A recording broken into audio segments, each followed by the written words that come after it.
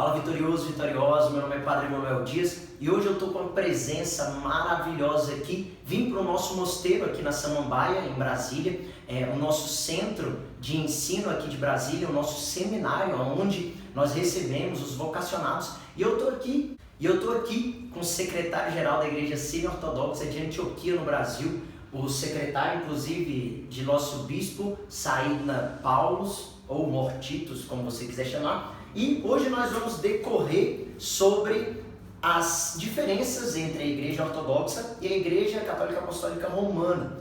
E o monge ele teve a oportunidade e a graça de ficar durante 5 anos lá na Síria. Ele foi ordenado monge por sua santidade, o patriarca de saudosa memória, Muramar Inácio Zaqueu I.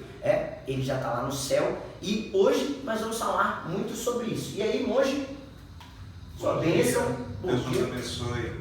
E aí, monge, quais são as principais diferenças entre a Igreja Romana e a Igreja Ortodoxa que nós seguimos? Primeiramente, eu gostaria de parabenizar por essa oportunidade de estarmos aqui discutindo e conversando sobre esse tema e outros temas que vão acontecer no decorrer dos dias.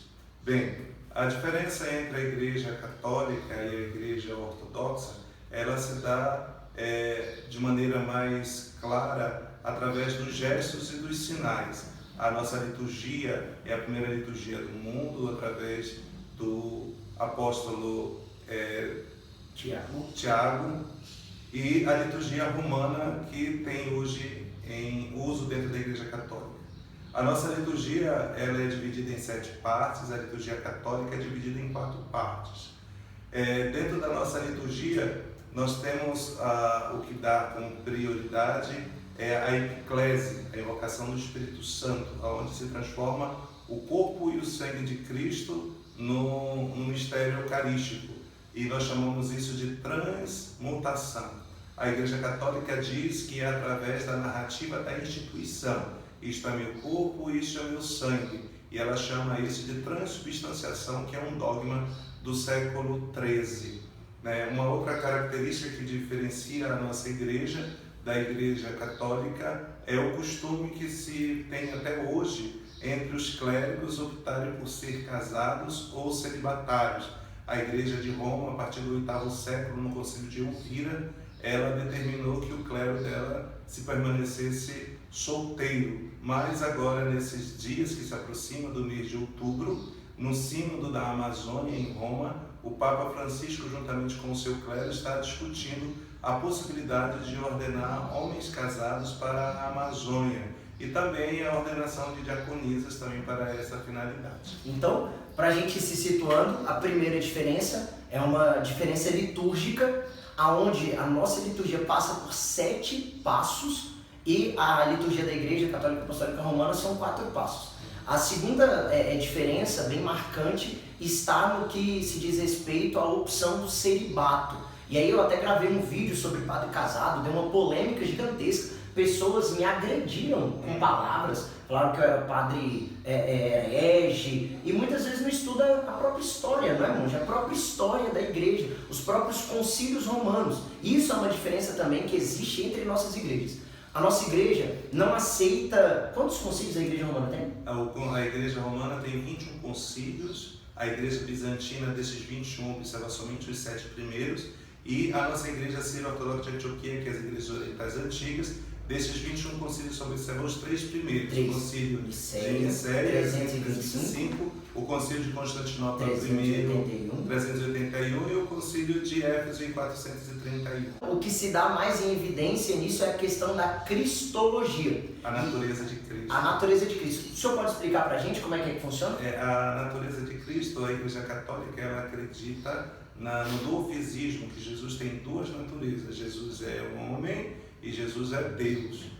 Nós, sírio-ortodoxos, as igrejas orientais antigas, observamos que nós somos miafisitas. Jesus tem uma única natureza, divina, humana. A natureza divina nunca se separou da sua humanidade. E isso é o que nós professamos e cremos. Mas essa questão já foi resolvida dentre as igrejas em 1971, entre o Papa Paulo VI e o Patriarca Elias Jacob III.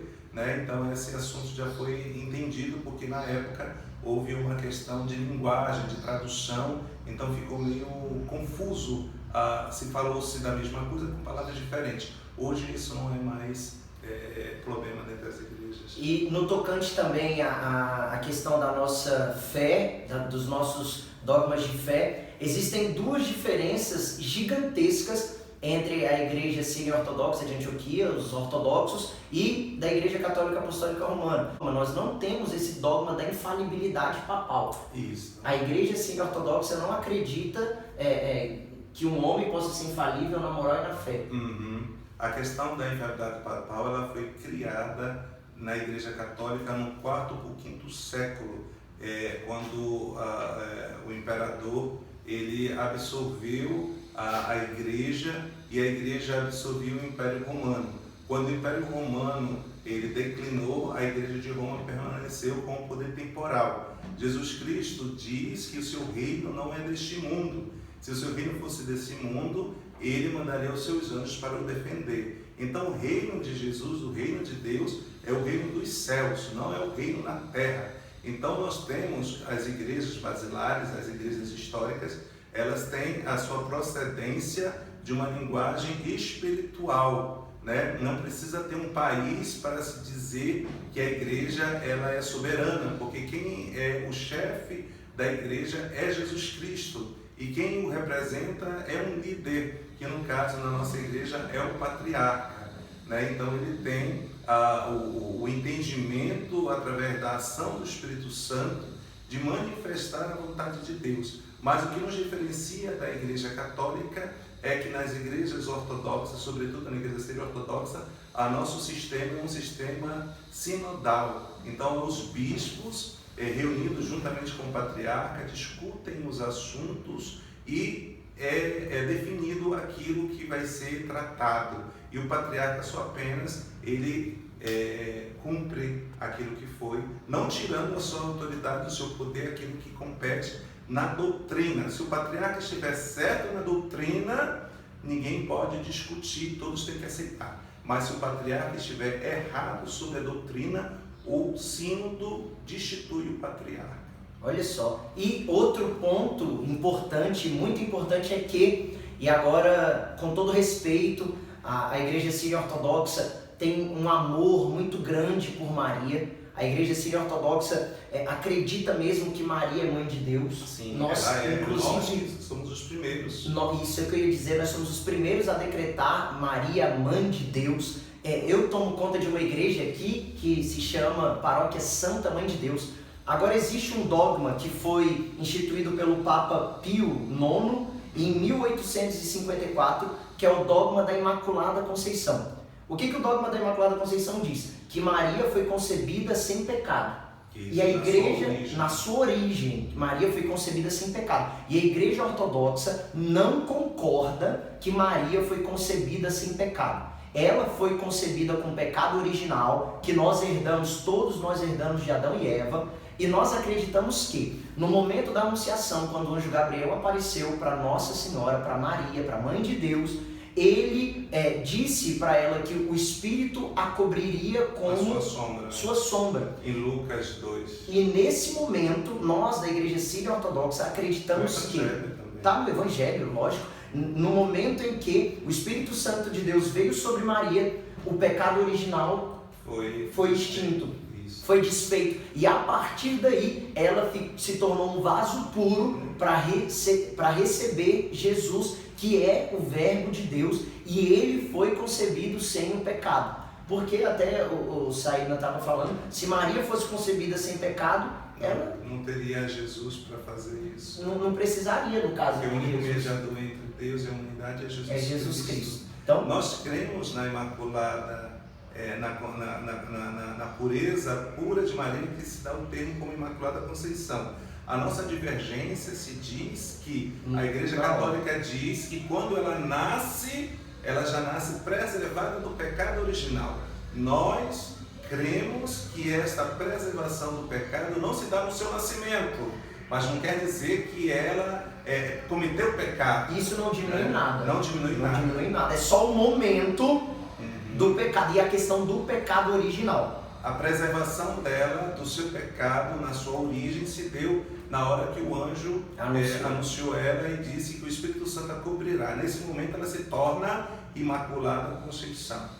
Então é isso, essas são algumas, existem outras, mas para a gente dar um início, essas são as principais, eu diria, diferenças entre a igreja síria ortodoxa de Antioquia. As pessoas pensam que se limita só aos padres casados ou aos padres celibatários. O monge é celibatário, ele é casado com a igreja. Eu sou um padre que fiz a opção por não ter o celibato, ter o matrimônio, sou um padre casado. E aí fica essa diferença, mas o povo pensa que é só essa diferença, e não é. Existem essas outras que nós entregamos para vocês. Depois a gente vai fazer vídeos sobre a liturgia da igreja síria ortodoxa. Acabamos de celebrar a liturgia síria ortodoxa aqui no nosso mosteiro. Então é uma liturgia muito rica, uma liturgia muito linda. A tradição da igreja ortodoxa, a história da igreja ortodoxa é a história do cristianismo. Isso é importante a gente deixar claro. O berço do cristianismo se dá na ortodoxia. O berço do cristianismo se inicia com a nossa igreja. A nossa igreja é citada no Atos dos Apóstolos, capítulo 11. Verso 26. Foi em Antioquia da Síria que os discípulos receberam pela primeira vez o nome de cristãos.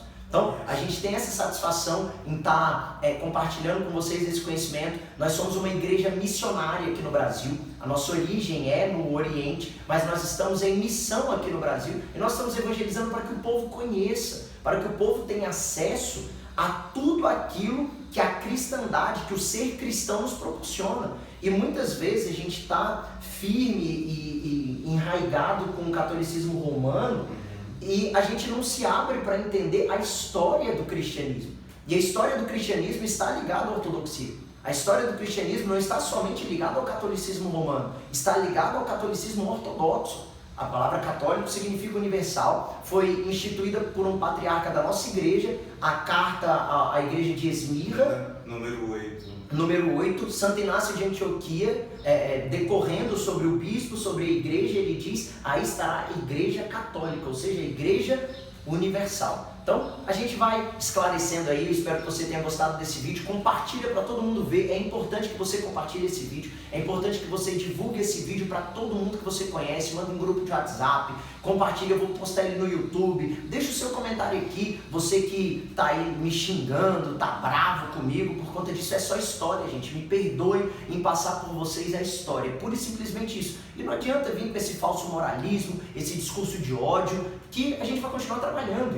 Eusébio de Cesareia, na História Eclesiástica, no número 36 do seu livro, ele diz que Pedro ordenou Evódio e ordenou Inácio, né? E Inácio é o continuador da igreja sírio-ortodoxa. Do mesmo jeito que ele diz, numa outra parte da História Eclesiástica, que Pedro ordenou Lino, Anacleto e chegou ao Papa Francisco.